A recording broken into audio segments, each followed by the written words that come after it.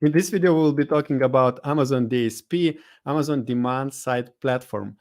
You will learn 5 ways which you can use to grow your Amazon brand, and also you will learn about few case studies of successful DSP execution. Our guest today is RITU Java from PPC Ninja. It's a software for automating and optimizing PPC campaigns. And this session is also sponsored by few companies. And the first one is Getida. It's a FBA audit and reimbursements company. They help Amazon sellers to claim money back from Amazon. And the next company is Z. They are service for customs and compliance and logistics, and they are one-stop shop for your global expansion of your e-commerce business. The links to these companies you will find below in the description. And the next company is Perpetua. It's an e-commerce advertising optimization and intelligence software. They help with advertising campaigns on Amazon and Walmart and few other marketplaces. The next company which is supporting this session is Unibrands. They are Amazon FBA acquires. They also are interested in Shopify direct-to-consumer brands. So if you want to exit your brand, talk to them. And finally, last but not least, Helium 10 is also sponsoring this event and this session. And they are all-in-one suite for Amazon and Walmart sellers. This session, I'm also hosting with Lisette Lees. She works with Amazon brands and hosts videos on Orange Klik. Hello, Lisette. Hi, Augustus, and hi to everybody else as well. Very excited to do this next session. And now our guest is RITU. So hi, RITU. And Hello. Before we go to your today's presentation, could you first introduce yourself and tell us a little bit what you do in the Amazon space and how PPC Ninja helps Amazon sellers? Yes, happy to. So my name is RITU Java, and I'm the CEO of PPC Ninja, and we are a advertising management software as well as an advertising agency. And so we provide services like sponsored advertising management as well as DSP management for 6, 7, and 8-figure brands. And we've been in existence for the past several years. I myself have been in the Amazon space for the past 6 years. And in terms of e-commerce, I've been in the e-commerce space for 10 years. I was an Etsy seller many, many years ago, which is fond memories and the start of my e-commerce journey. Very cool. And to shortly summarize, what is the topic you will share us about today? Yes. So, there's been a lot of discussion about DSP. People are getting, interested in it. And, earlier it used to be that Amazon was pushing like the really big brands. They would reach out to them proactively and say, hey, why don't you try DSP? It's really cool. We can get you lots of, new to brand customers. We can expose your brand to a lot more sellers who are not always shopping on Amazon. So this was a way for them to be able to reach off Amazon audiences. And because Amazon has a very rich first-party data about all these shoppers, their behavior, etc., it was a very attractive way. However, it was extremely expensive. Not anymore. It's still expensive, but I'm going to show you how it's not anymore as expensive or prohibitive as it used to be in the past. So today's topic is about 5 different ways DSP can actually help your brand grow. Okay, sounds really good. So while you prepare your slides to share with us, I wanted to remind that RITU will answer to your questions in the end of this session as well. So listen to her and write down all of your questions in the chat box.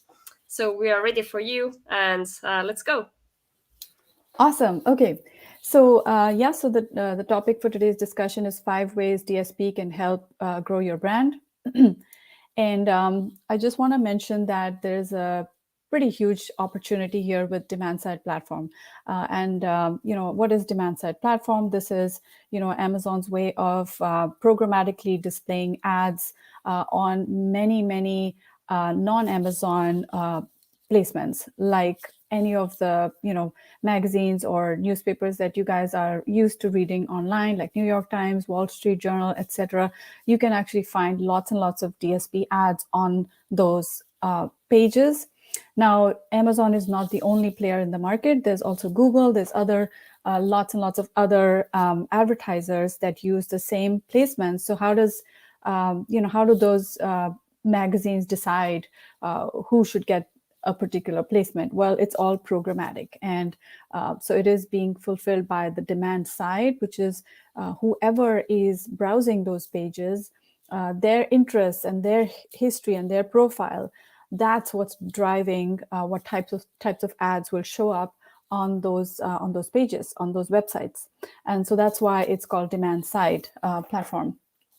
So what is really cool with demand side platform is that you get access to first party shopper data from Amazon, right? So Amazon has the history of millions and millions of Prime users, non-Prime users, all of their past purchase history is there with Amazon. So they know that, let's say, Lisette has been looking for some shoes or something 2 months ago. She might be interested in something that is, fitting for her wardrobe. I'm just giving you an example, but basically what this means is that they can follow you around because they know who you are based on what kind of products you've purchased in the past, and also what kind of products you've rejected in the past, right? All of that shopper data is super valuable, and Amazon has it. So this is a way actually for us to programmatically buy not only display ads, which are like visuals or images, or even just ads that lead you directly to the Amazon product detail pages, but you can also programmatically buy OTT ads. These are over-the-top TV ads. So for example, Prime TV, you can actually show your ads to people who are actually sitting on their couches and looking at a television screen, and they are accessing programmed streaming of their choice, and you can reach those people based on their past behavior, which is not anywhere close to the linear TV that we're all used to, right? Where the programming of those linear TV ads is not anywhere related to the person who's watching. It is just mass advertising, right? That has a much lower effectiveness than being able to reach the right shoppers based on their past history and their data, which we can now access through Amazon DSP. And of course, you also have video ads and audio ads that can be shown or played on, let's say, Alexa. Alexa can be used for doing a lot of shopping, etc. So there's a lot of those different opportunities. Now, the thing is that these ads will show up on Amazon as well as off Amazon. So they share a lot of the on Amazon placements with sponsored display. And so we will also talk a little bit about the differences between them.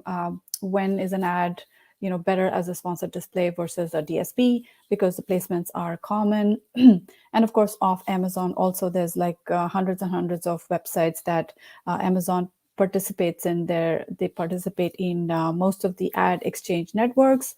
So you can get access to all of that inventory. The other opportunity with the demand side platform is that it is very precise. Like, you can do precise targeting. You can actually go after people who have, let's say, purchased from you in the past 365 days or in the past 7 days, or let's say if you're a supplements brand and you want to retarget someone who has purchased from you 90 days ago, and because you have the bottle that you sold had product worth 90 days, you can now remind them of replenishing their stock. And so you can do very precise targeting like that. And we will be talking about a few more different ways to target customers and shoppers of Amazon. Now, there's a lot of good stuff here in terms of cross-platform attribution, which basically means that you can track and measure the conversions, right? So you might be sending traffic to, let's say, your website, but you can also figure that out. Like, you can figure out who has converted on Amazon eventually. You can also build your own audiences. So for example, if you have an email list, for example, or you have a website that is doing really well, you drive a lot of traffic to your website, well, now you can reach out to those people who maybe were interested in your brand, visited your website, maybe didn't buy, or just seem like interested people based on how many times they've visited your page, and you can reach out to them as well. So there's many different ways to build your own custom audiences. Very interestingly, you can send traffic to either your website or Amazon, or actually to any URL, right? Even YouTube. One of the creative ways in which we use DSP is sending traffic to a particular YouTube video that has a lot of views. For example, if you have an influencer who has put up a video of your product or featuring your product on YouTube, and let's say that video is driving a lot of views, you can basically say, okay, let's send traffic to that video. And in the description of that video, of course, your product links would be there, or let's say the influencer is talking about your product, people will learn about it, and then they will go find out about it on Amazon. So those are some of the different ways in which you can leverage the opportunity on demand-side platform. All right, so just to show you what these on and off placements look like, here's one where there's an ad for Peloton showing up on a product detail page. It is quite prominent in the sense that it takes up a lot of room. It's almost running across the width of the of the product detail page, pretty prominent, and this is a DSP ad. Other placements could be, on mobile phones. You could even have, certain placements that take up the whole view on a display in a mobile device. Another type of placement is the left side or the left rail of the Amazon search results page, which is now getting more and more crowded. Like earlier, there used to be nothing there. Only, I think, categories and some other selection controls. But now you see ads there, right? You see 2, 3, 4, 5 ads showing up on the left rail. So this is coming from DSP because more and more people are now advertising through DSP.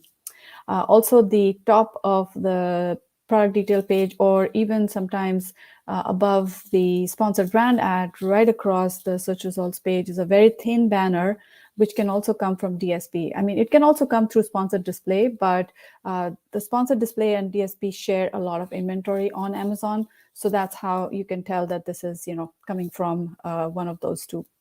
So anyway, so these are these are the different ways in which you can capture a lot of space on the Amazon platform. Now let's look at some of the other conventional advertising options that are out there, because some of the big brands would be interested or have been using Google advertising, right? So what are the differences between Google advertising and Amazon DSP? I mean, why not continue to use Google advertising? Why even switch? Why even bother with Amazon? Well, Google does not have access to Amazon's first-party shopper data. All they're doing is that they are catering their display of ads to certain behaviors based on search, right? So people have been searching for certain products. Google does not know if they actually bought that product, right? So they have limited understanding of the shopper. And so because of that alone, Amazon's DSP becomes much, much more valuable. Google has no access to Amazon's attribution data for sales on Amazon. Now, I know that some people have been using some of the solutions that are out there for sending Google traffic to Amazon, right? Now, note that even if you send Google traffic to Amazon, Google doesn't know that there's been attribution. You might be able to measure Google's attribution through the Amazon attribution page, but Google doesn't know that. And because of that reason, Google's optimization of your ads will be limited, right? They will only be able to maybe look at click-through rate or certain other KPIs to determine what the bids should be. But because of that open kind of gap, Google advertising is less valuable than Amazon advertising. So Google, of course, was impacted by the iOS update 1.5 years ago. And because of that, like a lot of Google ads and even Facebook ads have lost their effectiveness and the return on investment because of how people have, people using Apple devices are not able or aren't able to be reached through these ad types. However, Amazon DSP has largely managed to stay pretty solid and not get that face that much of an impact because of the iOS update, because they have access to a lot of other kind of platforms that they own, like Amazon Publisher Service, as well as certain other websites like Twitch or IMDb. Those belong to Amazon, so Amazon is able to continue to show ads on those, and it is in Amazon's favor to be able to reach audiences in so many different ways that other platforms are no longer able to. Also note that anyone can use Amazon DSP. Even if you're not selling on Amazon, you can use DSP. For example, Geico has been placing a lot of ads. Geico is the insurance company, right? So you can be seeing Geico ads on the Amazon platform, and they are using Amazon DSP for reaching first-party data that Amazon generates, right? So, of course, because Amazon is giving us this valuable data, they are charging for it, right? So that's why DSP ads tend to be expensive. There's a platform fee that goes to Amazon, and then there's an agency fee that goes to whoever is managing your ads. So therefore, all those costs add up, and it just does become more expensive. In addition, DSP is a CPM-based model, which means that you get charged just with impressions. You don't even need to have a click. If people have just seen your ad from the corner of their eye in one corner of the page, you will be charged for it. So just keep in mind that it's a different game, but still people are seeing a lot of good results from it. All right, now let's just talk about just 5 different ways in which you can reach different types of audiences. And so here's my first one. You can basically reach very targeted audiences with TV ads.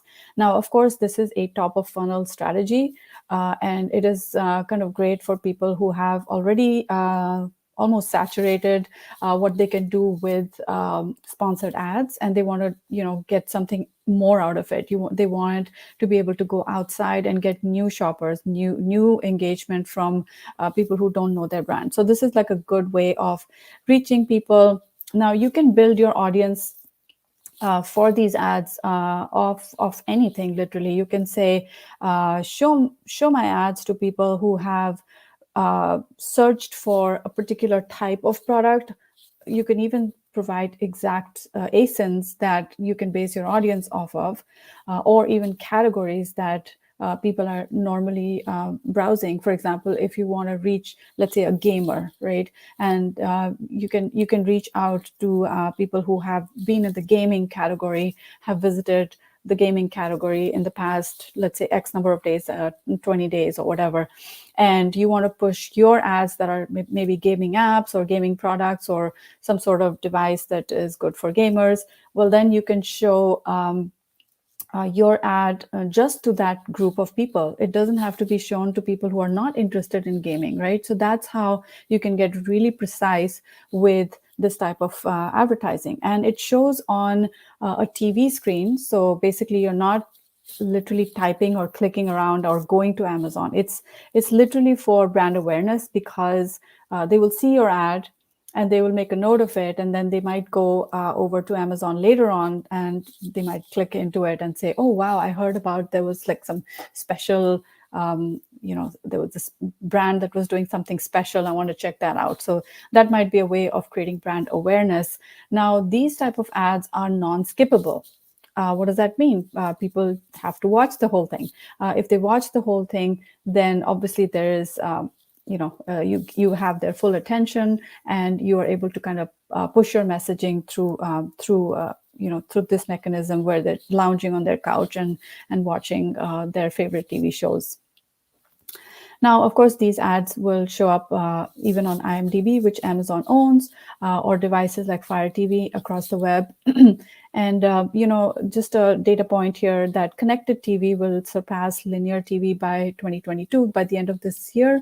That's the prediction. So by connected TV, we're talking about, the ability for people to actually connect and look for programs that they want to view versus a TV show which pushes their own programming on us, right? So that's the difference between those two. And so since that number is going up, it's good time to kind of put our brand in front of people who might be interested. All right, now let's look at Twitch. So what is Twitch? It is one of the largest gaming communities online, and it is owned by Amazon, right? So through Twitch, you can reach young adults, right? So millennials as well as Generation Z, you can reach all those people because they literally live there, right? Now, Twitch is a very interesting platform because Twitch has very devoted fans, right? So if, like my son is 17 years old, when he has his favorite heroes and he always watches them. And the thing is that, it kind of allows these people who are hosting these Twitch shows to get a very loyal fan following. And these fans will even watch ads for the sake of their idols and their heroes because they believe that this will help them make money. So they will sit around and watch ads, just because they want to support their heroes. So that's kind of very, very interesting. And what we've heard is that Twitch is not only a gaming channel, it is now growing very fast in the non-gaming sector as well. So there's a lot of content that people are pushing on Twitch that is growing pretty fast at this point. It's showing a growth of 188%. It's kind of blurring the lines between gaming and entertainment. So at this point, I would like to just show you an example here of non-gaming content that's on the rise. So this is a channel called Meet Cooking for Noobs. So this person, basically, she's a young adult, and she basically goes in and does funny things with cooking, and she even has disasters and whatnot, but she's just interesting, and so she has a huge following, right? And in her channel, you will often see different types of ads. So at this point, I want to just switch and show you what Twitch actually looks like. And here is Twitch. So it looks very much like something that a very young person would be interested in. There's lots of channels here, right? You can browse and search for whatever channel you want. And this is a 24/7 food video ads channel sponsored by HelloFresh. That's showing up on this in this example. Here's another one that I've paused, but this is basically again a recipes channel, but this ad is for, let me see, it was something about some movie that's going to be launched. So a lot of people are reaching and using the space for all kinds of things, right? I've also seen McDonald's ads. I've seen ads for food and other types of interesting brands using this particular ad. As you can see on the right, there's a lot of engagement happening. These are all live people. They're commenting. They love emojis, and they're just talking to their favorite star here. So that's a really cool way of reaching, if your products are meant for younger people, it's a good place to go and check it out. All right, now let's talk about something interesting, which is another way to reach shoppers. Now, as you guys know, Amazon bought Whole Foods Market, I think 2 years ago, if I'm not mistaken. So yeah, around that time. So what does Whole Foods Market have? Well, it's got all kinds of brands that are sold in retail stores, but Amazon has access to that data, right? So that data is also available through DSP, which is really, really interesting. Why? Because you can combine, offline data with online interests. So let me give you an example. I'm going to switch over to Whole Foods, right? So this is Whole Foods Market, and I'm just looking for, all the different products they have on Whole Foods, right? So there's body care. I just clicked into body care, but look at these dietary preferences like vegan, gluten-free, vegetarian, etc., etc. So let's say I do organic. I'm just making a really wild thing here. So let's say I'm looking for organic, and I want to see all the different products that are being sold at Whole Foods that will cater to my audience. Or let's say I find something, and this was in bath and body, but I could switch to another category and check it out there. So let's say I found this, right? It's an organic cotton balls, 100 count. Now this, someone who's bought this product in the past, let's say 5 days or something, you already know that if they're buying more expensive products, because organic is more expensive, if they're the type of people that will buy slightly more expensive products just to be safe, like they want to have that safety of organic, then you know that this audience would be a good audience to target other products that are organic. Or let's say you have you find something like keto or a particular type of food that is interesting or has been purchased on Whole Foods, then if you are selling products that cater to that type of audience, you can reach them.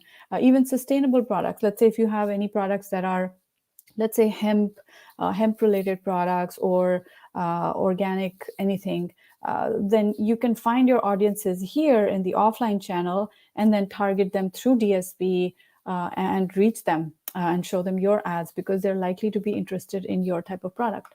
So here, I use these acronyms, MOFU, TOFU, and BOFU. MOFU just basically means middle of funnel. The first two that I showed you, the Twitch and also the TV, they are top of funnel ads, right? Because you may or may not get immediate conversions, but you'll expose people to your brand. MOFU is where you can actually go after people who are considering products similar to yours already, and then you can bring them over to your brand by showing them, you already know that these people are either in market or they have a lifestyle of a certain type of product. So you can bring them over. All right, so that's one of our MOFU segments. Now let's talk about remarketing. Now we're talking about remarketing to people who are interested in products similar to yours. Again, this is also MOFU, but this is online to online, right? Not offline to online. This is online to online.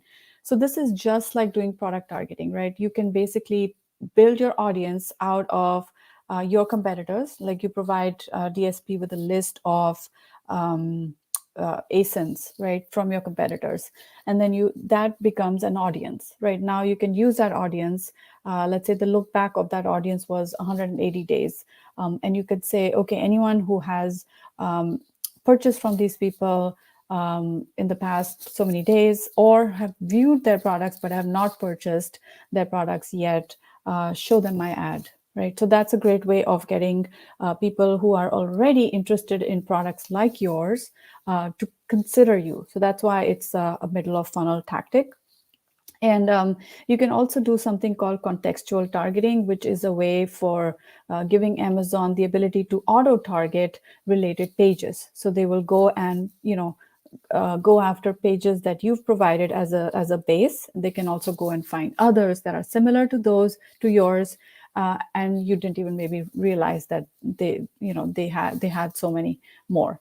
So you can do competitor ASIN remarketing. You can also do competitor brand remarketing. So you can you can basically say, if someone has visited the storefront of your competitor or other competitors in your category, you can build an audience out of that and send traffic to your pages. So these are many different ways in which you can basically remarket to those who are interested in products that are similar to yours. And then finally, the last way I wanted to share with you guys today is how to retarget your own customers. Right now, we know that repeat customers are worth a lot more, but how much more, right?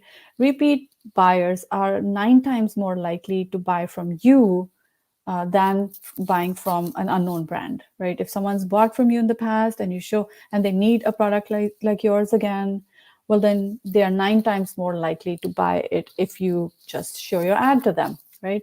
And you might say, if they, if they know my product, they can find it. Well, people forget. Our memories are so limited, and there's no guarantee that people will always keep you top of mind. There's so much distraction. People are bombarded with ads all day long. I don't know how many ads are shown to people in a single day.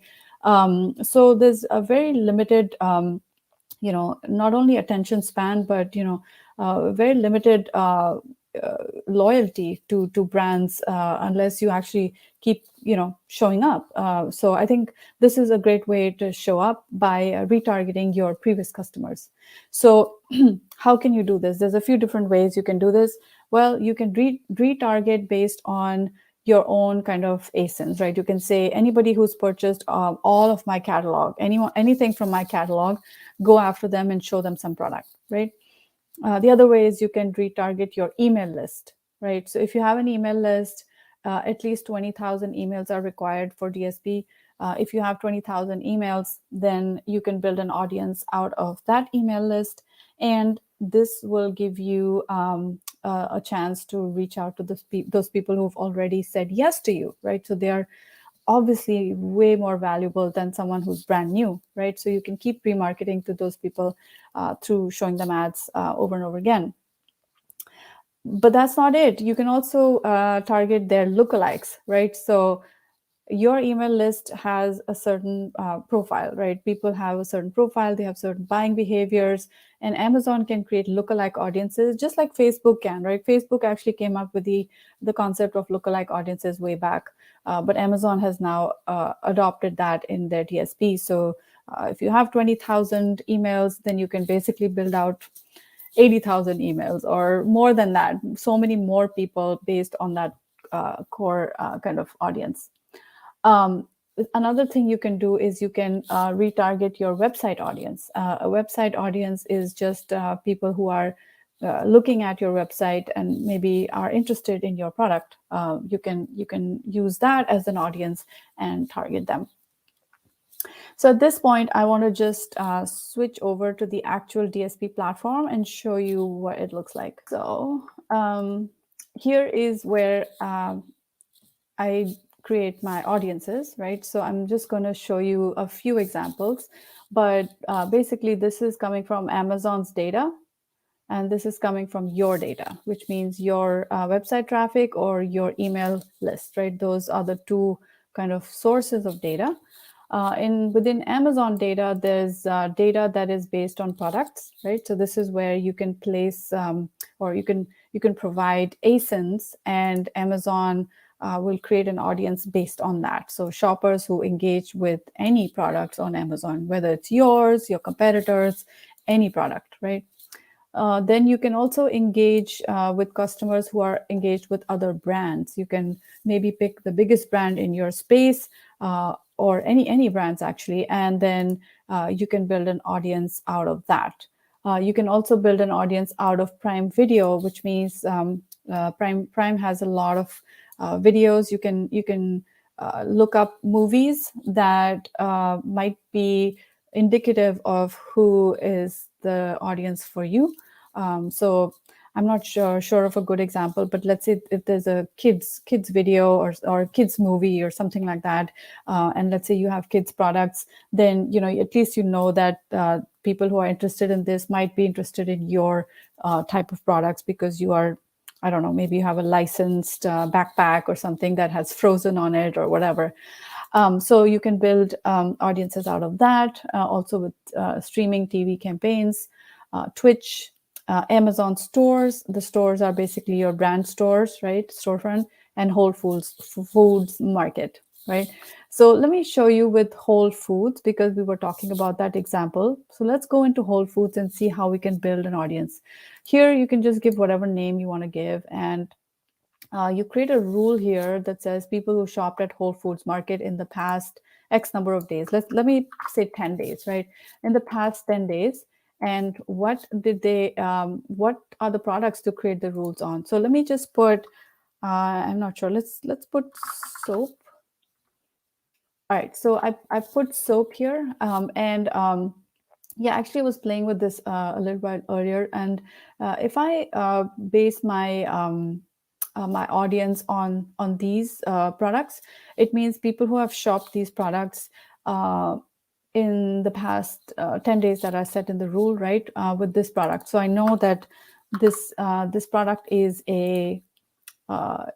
let's say it's herbal, right? It's herbal, it's organic, and I can basically target people if I have a product that is, something that covers that audience type, right? So I can just say done. I mean, I can add as many as you as I like, and then I can just create an audience based on that. And now I can show them very custom ads saying, whatever. Like if you like organic soap, you will love our blah blah blah. So that's one of the cool ways of combining offline and online marketing. Of course, DSP is fairly complicated to set up. It's not so easy, not like sponsored products, and definitely requires specialists to kind of set this up and then monitor it, because the volume of data that we get, and also the knobs that we need to fine tune in order to give our customers the best experience is quite complicated, and it requires some level of expertise. But you get the idea. It's pretty rich. You get so many ways of creating audiences, and that's one of my favorite ways to go about it. Now, you can also just use a regular audience, which Amazon has 15,000 audiences that you can pick from. For example, people who are, I guess, dog walkers, or someone who's expressed interest in cats, cat food, any kind of product. So you will see glimpses of that even in sponsored display. When you go to sponsored display to set up audiences there, you will see about 6,000 audiences, and DSP has more than double of that. It has about 15,000 audiences. They also have third-party audiences, which are not just Amazon audiences, but audiences that Amazon has purchased from third parties, and we pay a rental fee or like a usage fee for using those audiences when we create our ads. So there's that also. So there's lots and lots of ways to reach upper funnel audiences just by browsing their list of so many different audience types. All right, so I guess I gave you a flavor of like how you can create these audiences. What are some of the different use cases? Of course, there's so many use cases for DSP. But let's just look at how we would categorize all these different options that I've shared with you, right? How would you use so much data that Amazon is making available, right? Or how would your agency use this information, right? So this is the funnel, right? You have top of funnel, middle of funnel, bottom of funnel. And basically, the advertising that we do at the top of the funnel is mostly for brand awareness, for letting people get used to your brand name so that they see it a couple of times and maybe then they end up buying. But what I've seen is that brand loyalty on Amazon is pretty low. Unless you're a Nike or a Samsung, there is very little brand loyalty. Like, I don't remember the Chinese brands that I've bought stuff from, and I have bought stuff from Chinese brands, but I don't remember them. There's some gobbledygook names, and I cannot remember them. So brand awareness has it's a like being able to build your brand awareness is great, but only if you are a slightly established brand. You can kind of promote that even more. You wouldn't want to do this as the first step, right? Obviously, you want to use DSP starting from the bottom, where you can use it to drive conversions, right? The bottom of the funnel is where you drive conversions, and the middle of the funnel is where you drive consideration, which means that you're pulling people away from a competitor that they're already considering, and you're saying, hey, why don't you consider this? If you like this, you might want this as well. So this is when we start at our agency, when we manage our clients, we first of all, we start with bottom of funnel, because that's the lowest hanging fruit, and it's the easiest for us to see if DSP is working for a client or not, right? So we will try to go after their past customers. We will also try to go after people who have maybe expressed an interest in their product but have not yet purchased. So we can go after them. Now, remember, this can also be achieved through sponsored display. It's not just this DSP alone. You can do this with sponsored display. However, the controls there are limited. You have very limited controls of looking back 7 days, 14 days, 30 days, 90, 180, and 365, I believe. So those are the look back windows. But on DSP, you can do a lot of negation as well, audience negation. So you can say people who have purchased from me between 60 days and 90 days. So you can create two audiences, one for 90 days, and then exclude the 60-day audience from the 90-day. So it will constantly give you the 60 to 90-day window, because maybe you're a supplements brand and you want to get them to replenish their stock. So a lot of precise, targeting can be done with DSP, even with the bottom of funnel. So we would basically start with this and then kind of go up. In some cases, where let's say a brand doesn't really have a very high repeat purchase rate because of whatever reason. Maybe they buy one product and it lasts them forever and they don't need to buy another one other than for gifts, which is a small subset of the repeat purchases. CPG brands will have a good time here because, you can have people coming back for replenishment. So it makes it really easy for us to reach out to those sorts of audiences. But for some brands where, let's say, they're selling unique products where there's not enough search volume on Amazon, so people don't even know how to search for that brand or that product because they don't know how to express it, right? Those sorts of products, we've noticed that you might need some education before conversions can happen. So we've tried to use some of DSP's abilities to reach audiences, just to educate them so that they know how a particular product can be used. And of course, there's other types of channels that can be used for this, like Instagram can be used perfectly fine for a visual video kind of campaign where you're showing something that is a fun, unique way. And people are also using TikTok, right? TikTok is also becoming quite big in terms of showing how something is used before people are, going to Amazon to search for that type of thing. So anyway, so I'm just going to show you some case studies of success stories we've had with DSP with our clients. So in this particular case, as you can see, this is giving a ROAS of 13.69, which is pretty good. And here we generated total product sales of 20,000 over, I think, a month, less than a month, yeah. So this was using remarketing to previous customers, also retargeting brand views, and also retargeting competitor views. So this is pretty cool. Here's another one where we're doing a little bit more. We're also using hashed audiences, which basically means your email list, which gets obfuscated and hashed before it's uploaded to Amazon.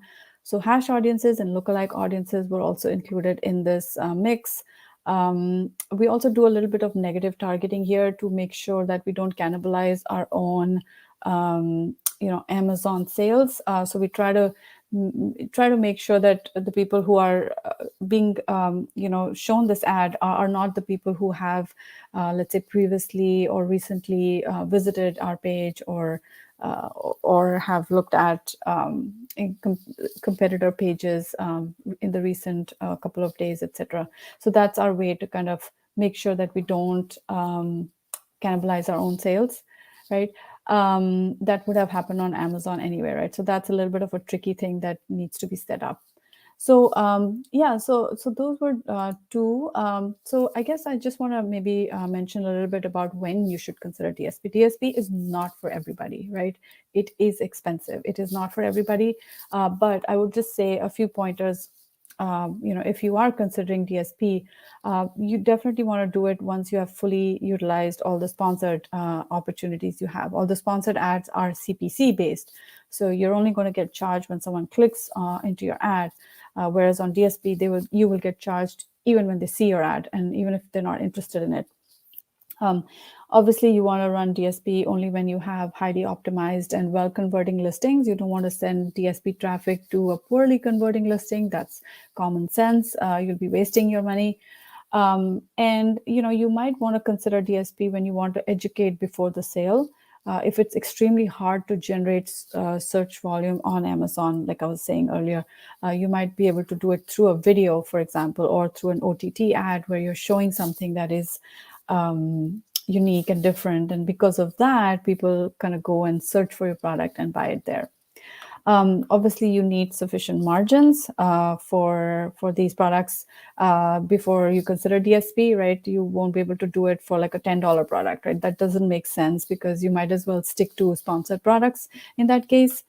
You can also use DSP to reach audiences that are not living on Amazon. Not everybody lives on Amazon, right? Not everybody is shopping constantly on Amazon. So you can, through DSP, reach people who are found in different places, right? They're found on certain, let's say, they're always browsing recipe books or recipe blogs and so on. So you can actually create targeting that allows you to go after people who are interested in those types of pages or websites, right? So you can reach them that way. And you want to consider DSP when you want to do precise remarketing to establish, any kind of, your brand in front of the others. So, all right. Now, I guess I just want to say how you might want to work with an agency for DSP. Okay, so in the past, here's what used to happen. In the past, Amazon used to run your DSP ads for 15,000 minimum commitment per month, and they wanted a minimum commitment of like 2 months or 3 months. So total 35K commitment on ad spend. Like you have to spend 35K in order to work with Amazon. Now, Amazon has their own kind of people who will run these ads for you, right? And they don't always, in all honesty, they don't always look out for your ROAS or your brand the way an agency would, right? An agency has, a lot more commitment to making sure that these ads deliver.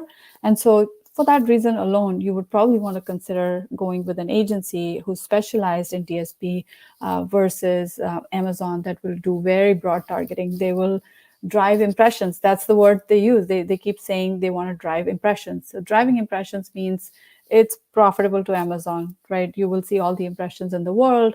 I think the first 3 or 4 weeks, they don't even allow you to touch anything. Like they will not touch any of the settings because they want the platform to spend. They will spend, and then based on that large volume of data, they will then be able to do some fine tuning, if at all. And that's when, the second month or the third month or fourth or fifth or sixth month, you will actually then start to see some results. Whereas if you work with an agency, you will start seeing results much, much earlier, because agencies will try everything on a smaller budget for you.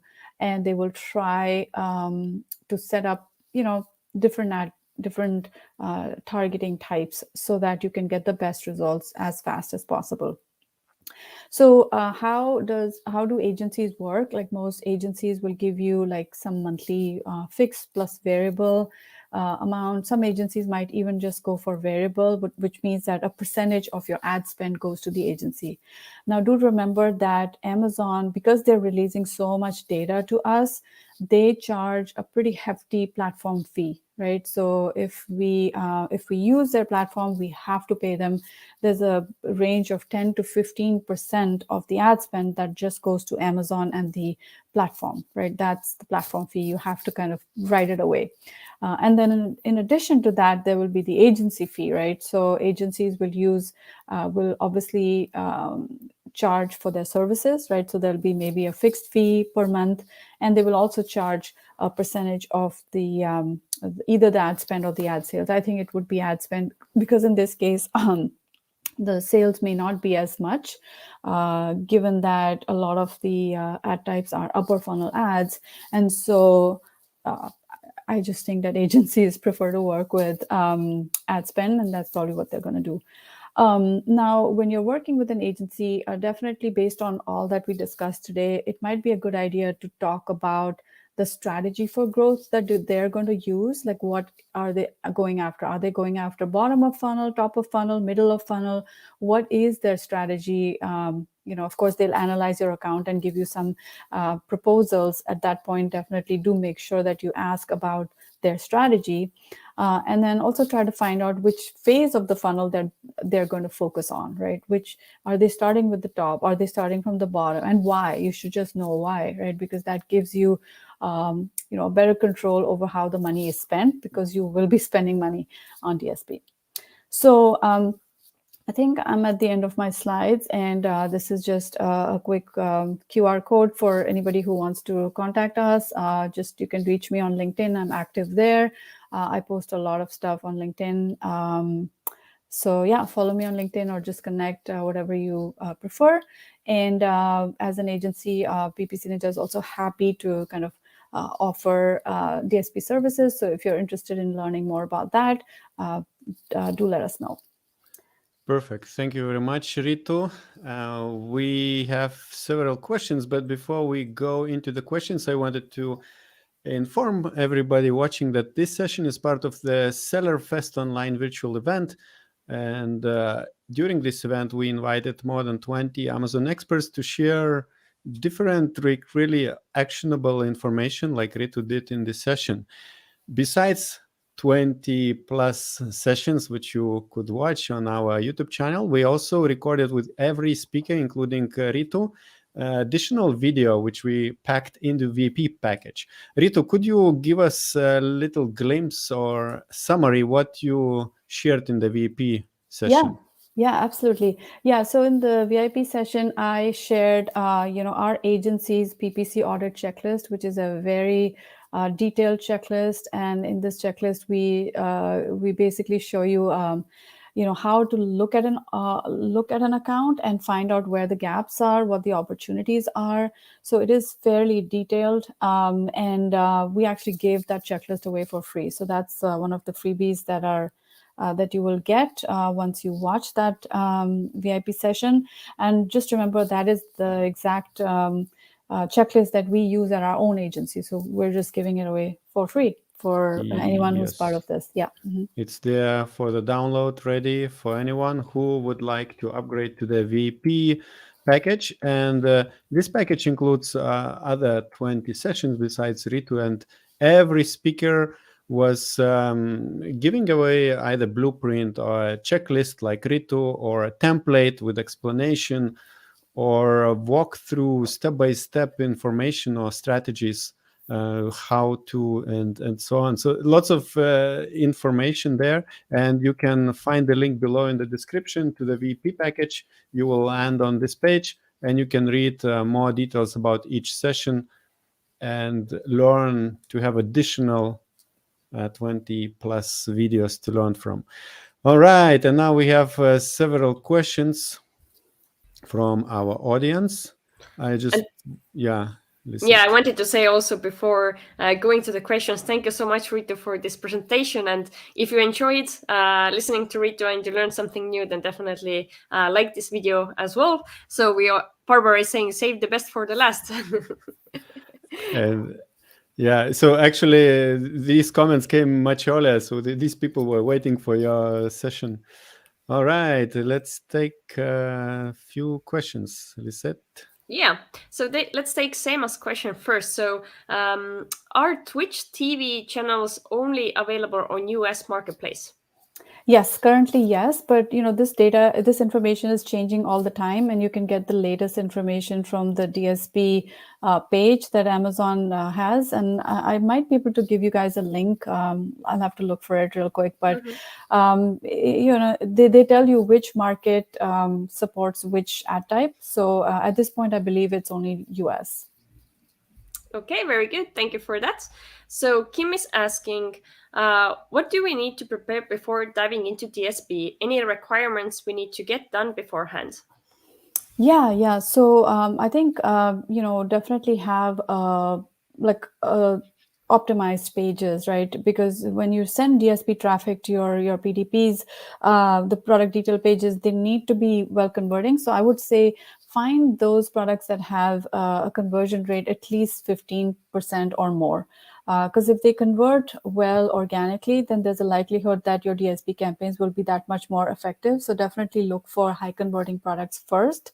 And then, if you want to try out like image-based DSP ads, you can create any images, right? You can create lifestyle photos. You can, kind of overlay your product in a lifestyle photo and showcase that. Or you could just use the responsive e-commerce ads that DSP provides, which is just your hero image from your product.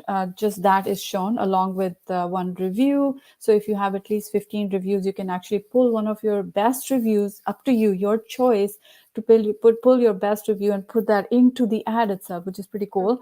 You can also pull in your logo and any headline of your choice. So if you have those ingredients, I think it's fairly easy to get started with DSP.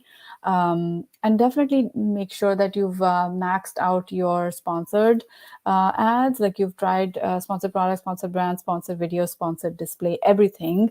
Once you have a full funnel strategy, then running DSP alongside those other ad types can have a really good overall impact on your brand. Okay, very good. Perfect. So Brad is asking, which placements are shared between DSP and sponsored display ads? Yep. Yeah. So sponsored display ads basically have the area under the buy box. Then they have the area under the bullet points, and they have an area down below on the product detail page. All of those placements are shared equally between DSP and SD. You won't be able to tell the difference. Even the little banner you have across, the thin banner you see across the top of the product detail page, that's also that could either be DSP or sponsored display. One more placement is on the search results page, the left pane, that has about 2 to 3 ads that could also be either DSP or SD. It's very hard to tell which one is coming from which unless you know that you're running those ads. So they're all shared. Then in offline placements, of course, these were on Amazon. With offline placements, it depends on your audience. Like if your shopper is interested in New York Times, then those ads will show up on New York Times. If they're interested in Fox, then it'll show up on Fox. Wherever they're going is where these ads will show up, because Amazon has they participate in all the ad exchanges that are out there. I think there's 21 plus ad exchange platforms. Ad exchanges are these huge networks of thousands and thousands of pages that are participating in that ad exchange for sharing clicks and so on between them. Okay, good. So let's take another one from Brad. So how do you reduce organic sales cannibalization for sponsored display and DSP ads? See, for sponsored display, the new VCPM is one of those crazy ad types that is kind of emulating DSP in some ways, because it is cannibalizing and there's very little ways you can avoid that, because the thing is that VCPM will show impressions on the main page, like even on your search results page, and your VCPM will look really good because all the sales will get attributed to the VCPM ad, even if someone was intending to click on your organic or let's say a sponsored product ad on that page, right? So there's no avoiding of that. We've been in touch with our account executives on Amazon to find out how we can, optimize that ad type so that it doesn't lead to cannibalization. What the general consensus now is that these ads, because they take up all the room on the search results page, it's basically giving you an ability to close the sale faster, because they see your ad here, everywhere, right? So the purpose of that ad is more upper funnel tactic, right? It's the purpose is to take up as much room as possible on the search results page so that people have nowhere else to go. Like they don't see another competitor distracting them away, and then that forces them to just like all of this is happening subconsciously. Like you and I cannot control how that happens, but there is cannibalization. We just have to live with it. And if you are okay with that much of cannibalization, I still run VCPM ads, right? Because I know that I would rather have more sales, even though if it is at an extra cost of paying Amazon for the extra impressions on that page. Cannibal is comes from the word of human, right? So maybe it's not cannibalization. Maybe it's No, how it could be? Yeah. New word. I'm just coming up with a new word. We're not eating each other, but ads are eating. Ads eating each other. Right. Cannibalization. Yeah. All right. So a few people are happy of the content they heard in the last days. Preet says extremely valuable content and tons of useful information. Kim says, thank you very much, Ritu, for the information. Earl, thank you, Ritu, for sharing your insights. We still have a few questions. And one question, I'm not sure if it's related to your presentation, but Sema wants to know, is emailing to Amazon customer against to Amazon terms of service? If nowhere, do you get the email addresses? And how do you send to customers? You mentioned that for DSP, you need 20,000 emails to emails. Yeah. Right. Okay. So let me clarify the emails that you need for DSP.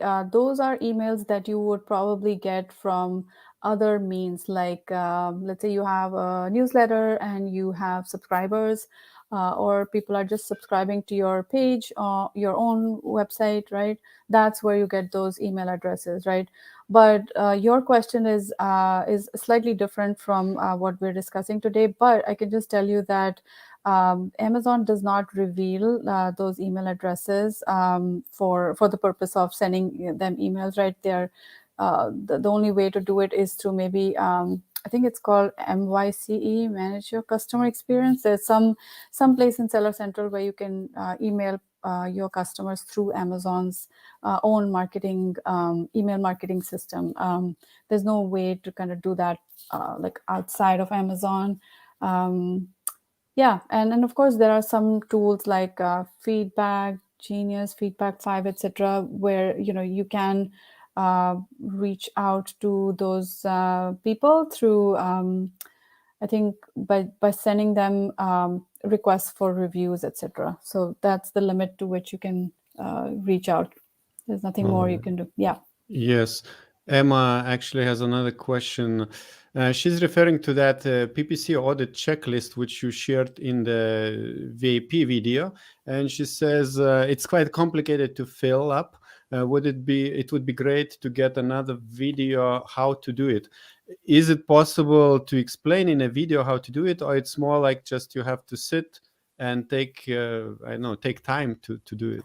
Yeah, it's one of those things you have to take time.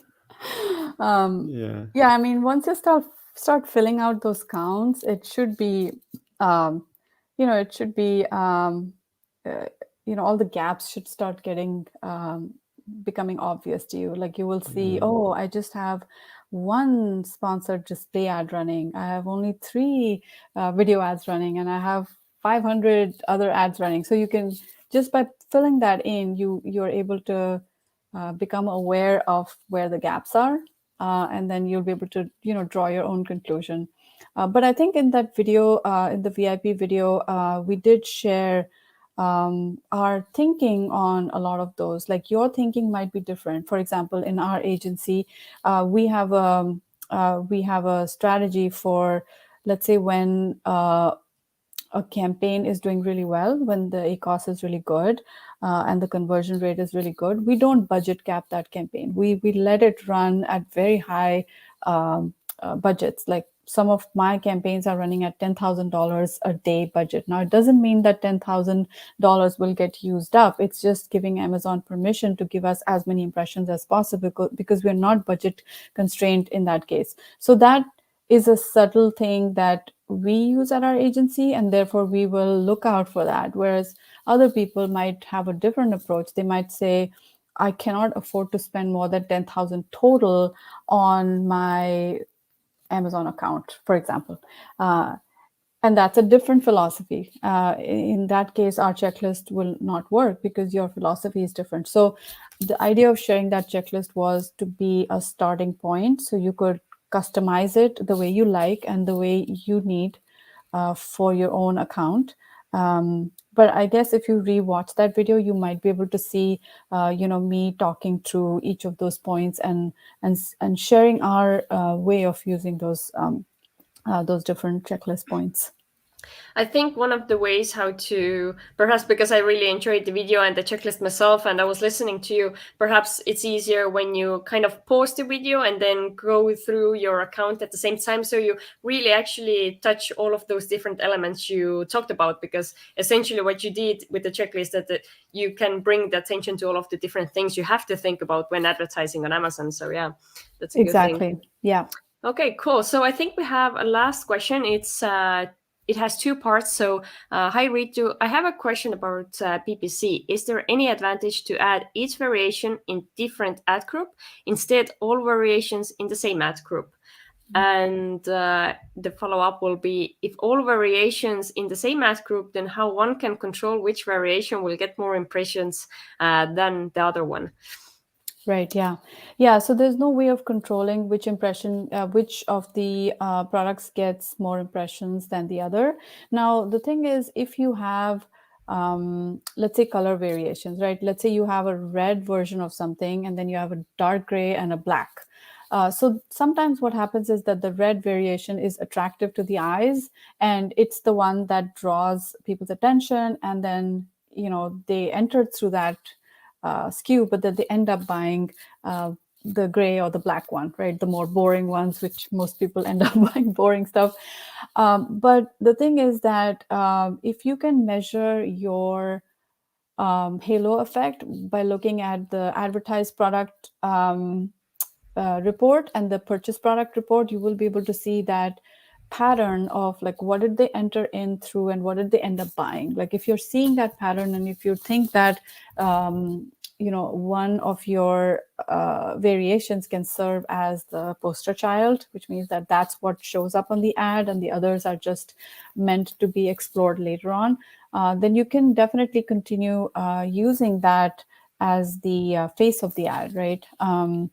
But generally speaking, without getting too complicated, my strategy is generally to, if a variation is different enough to serve the needs of a different type of audience, I will put it in a different campaign. But if either one of those variations could be equally, equally valuable to the customer for the search query, then I can combine them all in the same ad group and let whichever ad performs, let it perform, and it will lead very naturally to the sale of whichever one they like. Because if it's in a parent-child relationship, they will go to the page and then they will end up buying whichever one they need. So in that case, Amazon will generally optimize the variation for you. They will show they will show impressions to the one that is performing, and there's no harm in restructuring later, but give Amazon a chance to identify which one is the fast mover and which one should be the face of your ad. All right. Thank you very much, Ritu. It's the last question. I wanted to say that there was another appreciation letter sent to us. I'm grateful for Augustus and his team, and probably Ritu, including all the speakers, for this awesome summit. I've learned and gained so much. And Ritu, before we say goodbye to you 2 times from me and from Lisette, can you explain how do you help Amazon sellers and what can they expect from you? Yeah, so we have a software and we have an agency. The software is self-serve. It is great for people who are very hands-on with their data. So it's very good for agencies who are managing other clients. It's really good for that. It helps to really interact with your data in many, many different ways. Like you can create slices and dices of your data in different ways and then do bulk operations very, very fast. It's almost like Excel on steroids. You don't need to download any search term report. All of that is connected through the ad API. So once you have all that data populating every single day, you can do a lot of operations yourself. In addition, we have a bid optimizer, which gives you recommendations daily. And if you want to just set that on auto, you can also just let that be optimizing your bids automatically. So that's the software side. And then on the services side, we manage both sponsored ads as well as DSP for 6, 7, and 8-figure sellers. We haven't got a 9-figure seller yet, but maybe soon. So yeah, if you're interested in us managing, all of our pricing is on our page. If you just go to ppcninja.com/pricing, you will be able to see all of our pricing. And if you think we are the agency for you, we can talk. Yes, maybe me and Lisette, we should join your agency and consult people to become 9-figure sellers. Yes, that would be so cool. Good idea. Good idea. 9-figure in cents. Okay.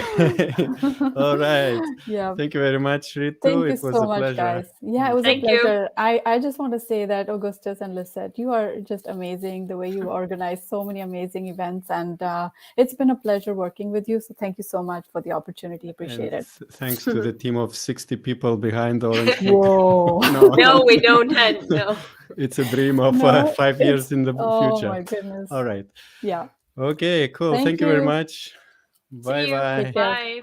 Bye.